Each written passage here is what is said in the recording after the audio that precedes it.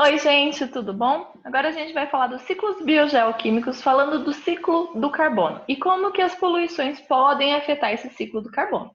Bom, do ciclo do carbono é bom a gente pensar o porquê que é importante a gente prestar atenção no ciclo dele. Ele vai fazer parte da construção celular, ele vai formar a matéria orgânica. Lembra lá? Na síntese da fotossíntese, a gente tem a produção de matérias orgânicas. Então, isso é muito importante. E essas matérias orgânicas estão presentes nos seres vivos. Tudo bem? Então, a gente tem aqui o ciclo do carbono. O que acontece? Nós temos o CO2, né, o carbono na atmosfera, e ele vai ser retirado da atmosfera através do processo de fotossíntese. Como que é o processo de fotossíntese, então? Nós temos aqui um esqueminha do processo de fotossíntese, que você vai ter a absorção do CO2 que está na atmosfera pelas plantas, mais a absorção da água. Com a energia solar, eu vou ter o processo de fotossíntese ocorrendo nas plantas e nas algas. Nessas plantas e nas algas que possuem clorofila, tudo bem? Aí, pelo processo de fotossíntese, eu vou ter a síntese de uma matéria orgânica. Aqui, o exemplo de matéria orgânica que eu tenho nessa fórmula é a glicose, que é o C6H12O6, mas pode ter a síntese de outras matérias orgânicas, tudo bem? E a liberação do oxigênio para a atmosfera. Então, a retirada do CO2 da atmosfera é através da fotossíntese. Essa fotossíntese vai ter a síntese de carbono orgânico, síntese de matéria orgânica. E essa matéria orgânica vai ser passada pela cadeia alimentar. Então, quando você está consumindo uma planta ou quando você está consumindo algum ser vivo, né, da cadeia alimentar, você está tendo a incorporação desse carbono orgânico, dessa matéria orgânica em você, tá? Então, passa pela cadeia alimentar. Esse carbono que está na gente, esse carbono que está nas plantas, pode ser devolvido para a atmosfera através da respiração celular. O processo de respiração celular, então, é a quebra da matéria orgânica, aqui exemplificado pela fórmula da glicose, C6H12O6, mais a absorção do oxigênio para a respiração celular liberar gás carbônico e água. Para que serve a respiração celular? A respiração celular serve para a produção de energia no nosso corpo. Então, a respiração celular é a quebra de um composto orgânico para produzir ATP na gente. Isso acontece dentro de uma organela que está dentro das nossas células, que se chama mitocôndria. Tudo bem? Se vocês não lembrarem, deem uma olhadinha nesse conteúdo. Então, você libera o CO2, olha aqui, ó, para a atmosfera através dessa respiração, que ocorre tanto em animais quanto em plantas. Então, eu tenho uma forma de ciclo do carbono aqui. Além disso, o carbono pode ser devolvido para a atmosfera através de queimas de combustíveis fósseis. As queimas de combustíveis fósseis, gasolina, por exemplo, petróleo, queimas de madeira, né? Queimadas de novo aqui, as queimadas na Amazônia, as queimadas que ocorreram no Brasil e no mundo, acabam emitindo CO2 para a atmosfera. E falei para vocês que a queima de combustíveis fósseis é uma forma de retornar o CO2 para a atmosfera. Mas como que são produzidos esses combustíveis fósseis, né? Os combustíveis fósseis são produzidos através de matéria orgânica que estava em decomposição aqui, então, matéria orgânica que ficaram em decomposição em condições de pressão e temperatura ideais através de um longo período de tempo. Então, eu tenho aqui matéria orgânica morta, mais tempo, mais pressão, mais temperatura, que eu vou ter a produção dos combustíveis fósseis. Por exemplo, gás natural, produzido através dessa decomposição lenta. Petróleo, produzido através dessa decomposição lenta. E aí eu tenho a queima desses combustíveis fósseis, vai liberar esse carbono para a atmosfera novamente. Se eu tenho uma grande queima de combustíveis fósseis, eu estou aumentando essa emissão de CO2 para a atmosfera. Problema: o CO2 é um gás do efeito estufa. Ele tem a capacidade de aumentar o efeito estufa na atmosfera. E aqui eu tenho um gráfico para vocês, a partir de 1950, como que está a liberação de CO2 para a atmosfera. Tem gente que fala assim, o processo de aquecimento da Terra não tem nada a ver com a emissão de CO2 no mundo, né? O CO2 é um gás do efeito estufa, mas não está aquecendo a Terra. O aquecimento da Terra é um processo cíclico que tem períodos glaciais, períodos interglaciais. Então isso é normal, por isso que a gente está num período interglacial e blá blá blá blá blá blá blá blá. Gente, presta atenção aqui comigo.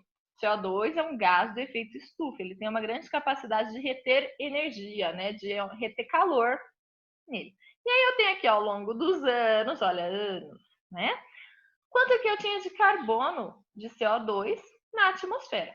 Aí eu vejo aqui, ó, sim, realmente aumenta, diminui. Aumenta, diminui. Aumenta, diminui. Aumenta, diminui. E aí, em 1950, acontece uma coisinha chamada Revolução Industrial. Com a Revolução Industrial, eu tenho a capacidade de ter as máquinas, né? Eu tenho as máquinas a vapor, depois eu tenho a grande queima dos combustíveis fósseis e tal. A partir de 1950, eu tenho um marco aqui, ó, que é o nível de CO2 na atmosfera acima do que foi encontrado por muitos e muitos e muitos anos. Se eu tenho muito excesso de CO2 na atmosfera, do que nunca foi visto, né, nos dados que a gente tem, e esse super aumento do CO2 tem relação com aquecimento global, vocês acham que não tem nada a ver com as atividades humanas? Outra palavrinha para isso é as atividades antrópicas. Atividades antrópicas, atividades humanas é a mesma coisa. Você acha que não tem nada a ver esse excesso de CO2 na atmosfera com o aquecimento global? Eu sinto muito por você se você achar que não tem relação. Tá? Nossos tios avós, né, galera assim, às vezes acha que não tem nada a ver. Alguns cientistas falam que não tem nada a ver, mas se você observar o tanto de CO2 que a gente tem na atmosfera, é um nível nunca visto antes. Eu não estou falando de pouco tempo, não, estou falando de muitos, muitos e muitos anos atrás. Tudo bem? Então, reflitam aí sobre as nossas emissões de CO2 pelas queimas de florestas, pelas queimas de combustíveis fósseis. Aqui é uma relaçãozinha, né, de como que a gente emite o CO2 no mundo por setor em 2009. Esse gráfico aqui não está tão atualizado, desculpa, mas a gente tem aqui uma grande quantidade de emissão de CO2 através da eletricidade e do aquecimento das casas, né, transporte também com as queimas de combustíveis fósseis, industrialização nas residências e em outros serviços. Aqui, entre os outros serviços, a gente tem uma coisinha muito importante. O CO2 emitido no Brasil tem grande relação com a mudança do uso do solo. Quando a gente tira uma área florestal e converte para a agricultura, a gente tem uma perda de CO2 que estava retida nas árvores, tá? Então, essa mudança do uso do solo também tem emissão de CO2. E efeito estufa, né? Vamos falar de efeito estufa. Efeito estufa é o vilão do mundo? Não, efeito estufa é importante, tá? Efeito estufa é importante por quê? Se a gente não tivesse esses gases do efeito estufa aqui, a gente teria uma variação de temperatura da Terra muito alta. Por quê? Porque eu teria dias muito quentes e noites muito frias. O efeito estufa aqui, ele é importante porque ele ajuda a refletir um pouquinho da energia que chega do Sol, então é uma proteção já, né, para essa grande quantidade de radiação solar. E essa radiação solar, ela vai ter uma energia absorvida pelo solo, pela superfície terrestre, e eu vou ter uma quantidade que vai ser refletida dessa energia, desse calor. Essa energia refletida, uma parte consegue ser liberada, passar pela camada estufa, e uma parte desse calor fica retido aqui dentro da nossa superfície terrestre por causa desse efeito estufa. Isso permite que a gente tenha temperaturas não variando tanto ao longo do tempo. Então, isso é importante para a gente. É um fenômeno natural que ajuda a manter a nossa temperatura. Top! O problema é intensificar o efeito estufa. Então, o efeito estufa sozinho não é o problema. O problema é intensificar ele. Intensificando ele, por causa dos gases do efeito estufa, por exemplo, o CO2, que é emitido nas queimas dos combustíveis fósseis, o metano, o dióxido de nitrogênio também é um gás do efeito estufa. Esses são gases com grande capacidade de absorção e retenção de calor. Intensificando essa quantidade de gases aqui, esses gases estão muito relacionados às atividades humanas, você tem uma intensificação desse efeito estufa. Intensificando o efeito estufa, eu tenho uma maior quantidade de calor retido dentro da Terra. Aqui são algumas fontes de emissão de gases do efeito estufa no Brasil, de 1990 a 2012, e cada um dos setores estão com as suas cores correlacionadas. O verdinho, o amarelo, o laranja, olha aqui, as mudanças do uso da terra, conversão de floresta para agricultura, tem uma grande contribuição aqui, né, na emissão desses gases do efeito estufa, processos industriais e a liberação de resíduos. Tem aqui esse esqueminha, né, da temperatura média global do 1850 a 2016, mostrando como que aumenta essa temperatura ao longo do tempo. Isso tem relação com a intensificação do efeito estufa. Isso vai causar alguns efeitos, por exemplo, desertificação de biomas. Eu tenho o degelo, né, de calotas polares. Esse degelo de calotas polares vai afetar a minha temperatura do oceano, vai afetar o ambiente, né, o habitat de vários animais que vivem nesse local. E é um problema muito, muito, muito grave que a gente tem que dar uma máxima importância para esse conteúdo. Correlacionado, né, a essa informação do aumento da temperatura terrestre, aquecimento global, a gente tem o branqueamento dos corais. O branqueamento dos corais ocorre quando eu tenho os corais nessa coloração esbranquiçada. Quando eu tenho o coral branco, isso quer dizer que esse coral está morto. Eu não tenho a vida nesse coral. Um coral saudável, ele tem cor. Por quê? Porque os corais saudáveis, eles são associações entre as algas e os corais.